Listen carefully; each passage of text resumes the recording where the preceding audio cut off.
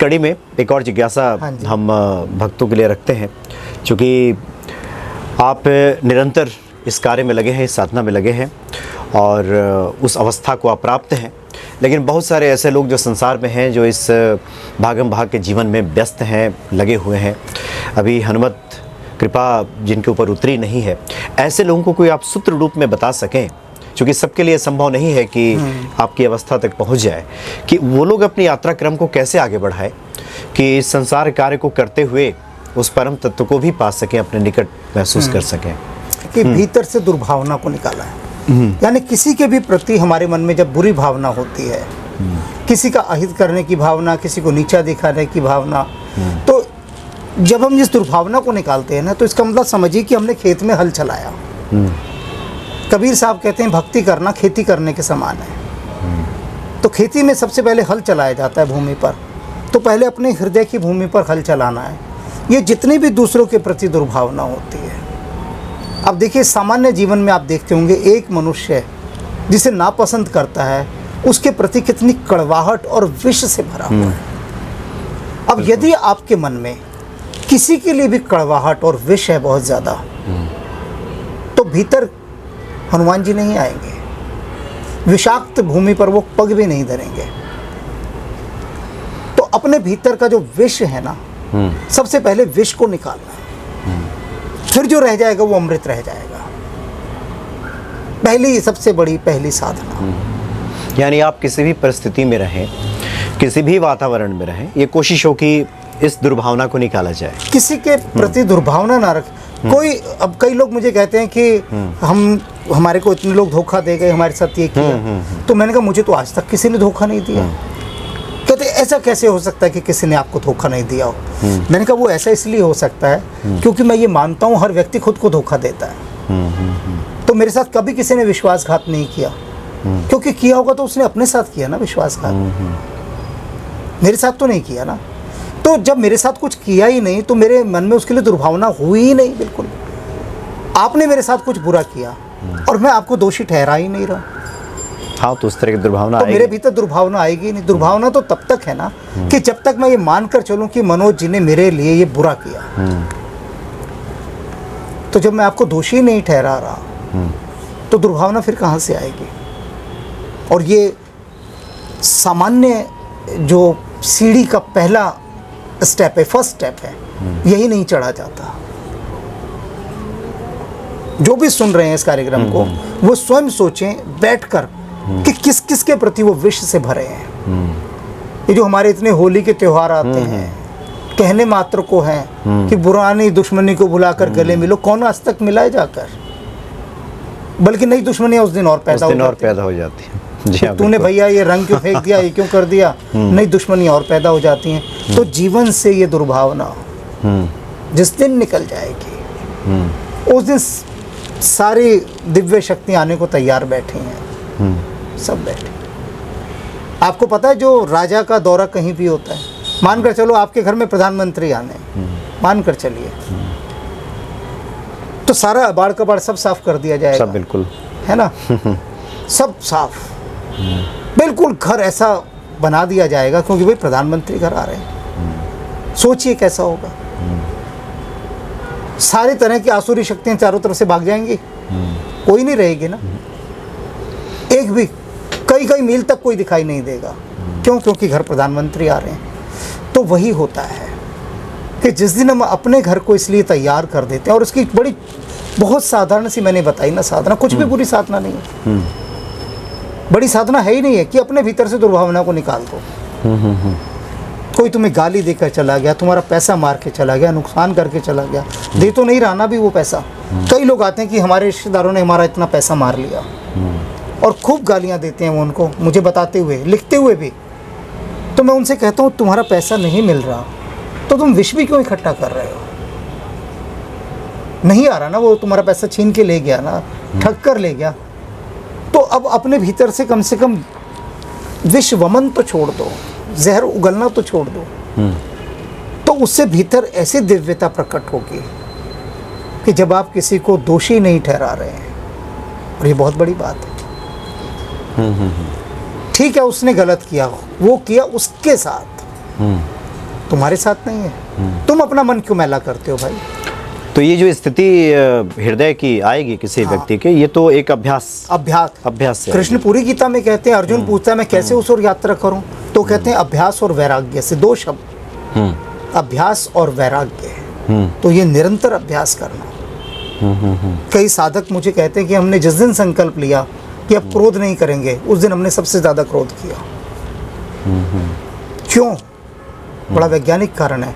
जिस दिन आप ये संकल्प लेते हैं मैं आज से दुर्भावना नहीं रखूंगा, क्रोध नहीं करूंगा, उस दिन माया ऐसा आयोजन कर देती है कि आप सब कुछ भूल जाते हैं और आप पहले की अपेक्षा द्विगुणित क्रोध करते हैं। तो इस माया के खेल को समझना है, और ये तब तक नहीं हो सकता जब तक बिनु सत्संग विवेक न होई, राम कृपा बिनु सुलभ न सोई। और हनुमान जी इन सबको कर सकते हैं। कुछ नहीं करना, हनुमान जी से एक प्रार्थना करिए कि हनुमान जी ये छोटी सी जो ध्यान विधि है ना दुर्भावना वाली, ये मेरे अंदर से बुरी भावनाएं निकाल दो। कुछ नहीं, उनको कहते रहो।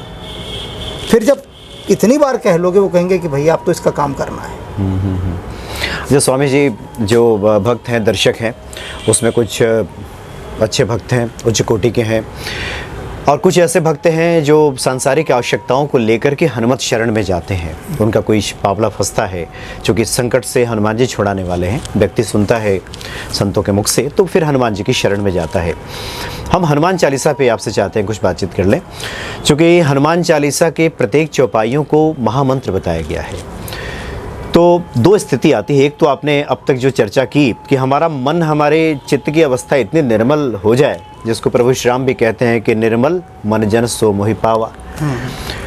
या फिर दूसरा है कि जो गोस्वामी जी कहते हैं, या फिर हमारे शास्त्रों में भी कई बार मिलता है, पूजा पद्धति में भी इस तरह की बातें आती हैं कि आप इतने पाठ कर लीजिए तो फिर आपका कल्याण हो जाएगा। जो 7 बार पाठ कर कोई, हम लोग सुनते ही हैं। आपका अनुभव इसमें क्या कहता है कि ये चित्त की निर्मल अवस्था आएगी तभी हनुमत कृपा बरसेगी, या फिर हम हनुमान चालीसा को पढ़ना शुरू कर दें जितने पाठ बताए गए हैं? आपका अनुभव इसमें क्या कहता है? पढ़ने वाला कौन है सबसे बड़ी अच्छा, बात है ना, कि जो पढ़ने वाली चेतना है वो कौन है, उस पर बहुत महत्व करता है। एक शब्द है, देखो भाई और बहनों, इसको समझिएगा। हमारे भारत के सारे नेता बोलते हैं भाई और बहनों, बिल्कुल कुछ नहीं होता, वो रटी हुई बात होती है एक तरह से। और यही भाइयों और बहनों विवेकानंद ने अमेरिका में बोला, उसका असर हुआ, यही शब्द था। वहाँ कहते हैं कि कम से कम 15 मिनट तक वो संसद जो थी, धार्मिक संसद, 15 मिनट तक सिर्फ तालियों से गूंजती रही। कुछ कहने का मौका विवेकानंद को मिला ही नहीं। पहले 15 मिनट सिर्फ उन्होंने कहा था भाइयों और बहनों, एक शब्द। अच्छा, उसी में तालियां गूंजती रही, सिर्फ 15 मिनट एक शब्द था। क्यों?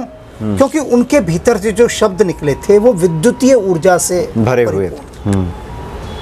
आकाशवाणी एक क्या है, विद्युत ऊर्जा से शब्द आ रहे हैं ना। एक आदमी एक कमरे में, छोटे से कमरे में बैठा आकाशवाणी केंद्र में, वहां बोल रहा है, पूरे संसार में वो आवाज जा रही है। कैसे? विद्युतीय ऊर्जा है।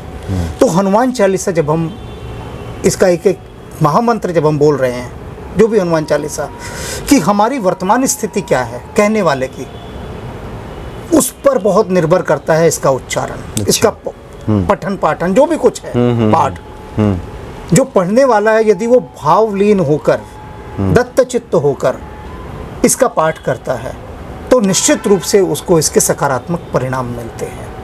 और कोई केवल सिर्फ मात्र एक यांत्रिक व्यवस्था के अंतर्गत मशीनी रूप में, एक मशीनी एक्ट की तरह केवल उसको सिर्फ ऐसे ही पढ़ता जा रहा है, तो सिर्फ वो तो एक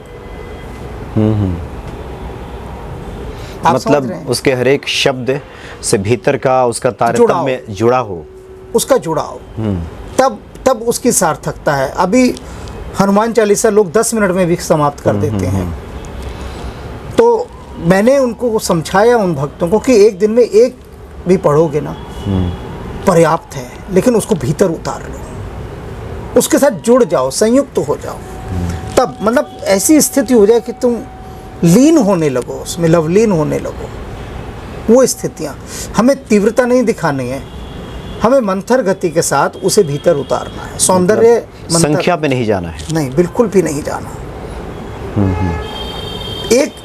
एक बार में एक, और अनेक भक्त मैं आपको ऐसे बता दूं अभी जो मेरे पास उनके संदेश आए हैं कि आज तक हमें हनुमान चालीसा पढ़ते हुए कोई अगर 60 साल हो गए, 80 साल हो गए, हमें अर्थ नहीं पता था। अच्छा, बस पढ़ते जा रहे हैं। तो जो हनुमान चालीसा की व्याख्या एक एक कड़ी दी गई लोगों को, वो व्याख्या में मैंने यही उनको बताया कि तुम जब पढ़ रहे हो उसको, एक दिन में यदि एक ही पढ़ते हो तो उसके साथ तुम्हारा एक तादात्म्य संबंध बनता है, बहुत गहरा, उसके अर्थ के साथ, उसके भाव के साथ। और फिर ये चीज़ काम, ये बीज हैं सारे के सारे। दरअसल इनको मैं अगर 40 बीज कहूँ अलग अलग, तो कोई अतिशयोक्ति नहीं होगी, ना कुछ अन्य भाव होगा। ये बीज हैं, शक्ति के बीज हैं। और इन बीजों को जो भी व्यक्ति अपने तल को परिष्कृत करके उच्चरित करेगा तो उसके परिणाम निकल कर आएंगे। मैंने अभी सबसे पहला शब्द क्या कहा, दुर्भावना, उसके निकाले बिना नहीं होगा। आप बैठे हनुमान चालीसा पढ़ रहे हैं और आपके मन में योजना है मुझे किस तरह से दूसरे को नुकसान पहुंचाना है। सुबह से आप योजना बना रहे हैं, अब नहा धो लिए कि चलो भाई 10-15 मिनट में हनुमान चालीसा पढ़ लूँ, लेकिन पूरे समय आपके मन में योजना रही कि मुझे दूसरे को सताना है, उसका अधिकार छीनना है, षड्यंत्र करने हैं, कुचक्र रचने हैं, चालबाजियां करनी है। वो पूरा आपका एक पूरा प्लानर तैयार हो रहा है। उस प्लानर के साथ आप हनुमान चालीसा यदि पढ़ेंगे भी तो केवल वे पढ़ना मात्र हो जाएगा, उसका कुछ प्रभाव नहीं होगा, कुछ भी। यानी यांत्रिक क्रिया का कोई उसमें मतलब नहीं होता, लेकिन भक्ति भाव से अगर एक बार भी हनुमान चालीसा पढ़ लिया जाए, ये आपका निज अनुभव है कि ये जो 7 बार पाठ वाली बात, कोई कहता है हम 700 बार पढ़ें, 7 बार पढ़ें। छोटे बच्चे को, जो बच्चा पढ़ रहा है तो उसको क्या कहते हैं, तू चाहे 10 मिनट पढ़, मन से, मन लगा के पढ़। ये नहीं कि तू 2 घंटे किताब लेकर बैठा है और बैठा है मन तेरा कहीं और है। तो सिर्फ 10 मिनट पढ़ ले, पर मन से पढ़। वही है हनुमान चालीसा, चाहे 10 मिनट पढ़ लो, लेकिन मन को वहीं रखो, मन को इधर उधर ना जाने दो उस समय। लेकिन होता नहीं है ऐसा। जी जी, प्रश्न तो कई हैं, जिज्ञासाएं कई हैं, लेकिन काफ़ी देर से आपसे बातचीत हो रही है। एक आखिरी जिज्ञासा इस कड़ी में आपसे पूछ लेते हैं, जो आमतौर पे सांसारिक लोगों की ही ज़्यादा जिज्ञासा होती है। उम्र के किसी भी पड़ाव पे क्या आपको कभी ऐसा लगा कि हनुमान जी तो सुन ही नहीं रहे? सुन ही नहीं रहे? हाँ। कभी भी नहीं लगा। अच्छा, अभी तो आप खैर इस अवस्था की हम बात नहीं करें, कभी भी ऐसा लगा हो? कभी भी नहीं लगा, कभी भी नहीं लगा। उसके ना लगने का एक कारण है कि भीतर एक ऐसा एक तारा बज रहा था। एक तारा जानते हैं, एक यंत्र होता है, उसमें एक ही तार होता है। एक ही तार होता है। वो एक तारा ऐसा बज रहा था कि जो सतत ये मान रहा था कि वो मुझे सुन रहे हैं। अच्छा, निरंतर सुन रहे हैं। तो भीतर ये जो संदेह के बीज है ना, इनको हम कभी भी नहीं आने देते अपने भीतर। ये मुझे पहले जिन के पास मैं रहा, जिन महान योगियों के पास, उन्होंने एक तत्व दिया कि जब भी उपासना स्थल पर जाते हो, जूते बाहर उतार देते हो, तो ये बुद्धि तुम्हारी ना, ये जूते हैं, इस बुद्धि को बाहर रख दो और केवल हृदय को लेकर भीतर जाओ। बुद्धि तत्व को बाहर छोड़ो, क्योंकि बुद्धि का एक ही काम है संदेह उत्पन्न करना, दूसरा कोई काम नहीं है। बुद्धि केवल डाउट से सिखाती है और बुद्धि केवल काम चलाओ चीज़ों के लिए, व्यवहारिक बातों के लिए। बुद्धि सिर्फ इसलिए कि भैया आगे लाल बत्ती है रुक जाओ, हरी बत्ती है चल दो। ये जो छोटे मोटे सांसारिक पाठ है ना, इनके लिए बुद्धि होती है। चालबाजियों के लिए बुद्धि है, इन सब चीज़ों के लिए। आविष्कारों के लिए बुद्धि है, इन सब चीज़ों के लिए। लेकिन यदि आपके भीतर एक निष्ठता है, तब आप ही बताइए ना, कैसे नहीं सुनेंगे वो? एक क्या गर्भस्थ शिशु ये कह सकता है मेरी माँ मेरी बात नहीं सुन रही? बिल्कुल नहीं। तो यदि हम अपने आप को ये मान लें कि हम हनुमान जी के गर्भ में रह रहे हैं और वही हमारा पालन पोषण कर रहे हैं, तो जो आवश्यक समझेंगे वो हर चीज़ की पूर्ति हमारे लिए करेंगे। तो उतनी समझ को विकसित करना है ना। जिस दिन ये समझ विकसित हो गई कि हम तो भैया हनुमान जी के गर्भ में वास कर रहे हैं, तो कैसे नहीं, वो तो सब एक एक धड़कन हमारी धड़कन ही उनसे चल रही है। तो ये जो शिकायतें लोग करते हैं कि हनुमान जी हमारी सुन नहीं रहे, वो लोग नहीं कर रहे, वो मन का वह कोना कर रहा है जो सदा से संदेहग्रस्त रहा, अशांत रहा, अंधकार में रहा और शिकायतों से भरा रहा, और जहाँ अनावश्यकताएं ही भरी रही, तो उसकी आवाज़ गूंजती रहती है, उसकी आवाज़। तो ये अपने समझ को भीतर जाकर विकसित करना है, और जिस दिन ये विकसित हो जाएगी सारे द्वार खुलते जाते हैं। अभी क्या भी था, दिखना शुरू नहीं हुआ, तो जब तक दिखना शुरू नहीं होता तब तक सवाल ही सवाल है। जिस दिन दृष्टि प्राप्त होती है, विजन प्राप्त होता है, उस दिन लगता है सवाल तो कोई है ही नहीं। जी जी, उस दिन सारे प्रश्न समाप्त हो जाते हैं। तो गोस्वामी जी ने कहा भी है कि नहीं कली करम न भगति विवेकु, राम नाम अवलंबन एकू।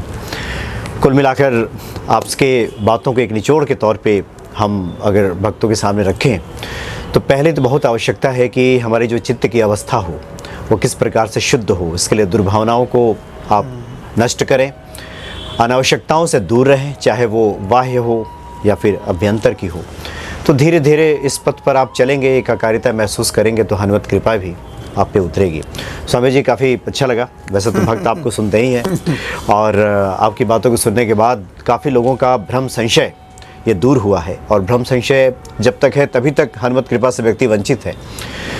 तो आगे भी आप मार्गदर्शन करते रहें, हमारी यही आपसे आग्रह होगा, और इसी तरह से भक्तों का कल्याण करते रहें। बहुत बहुत धन्यवाद आपका। जय सिया राम। जय सिया राम।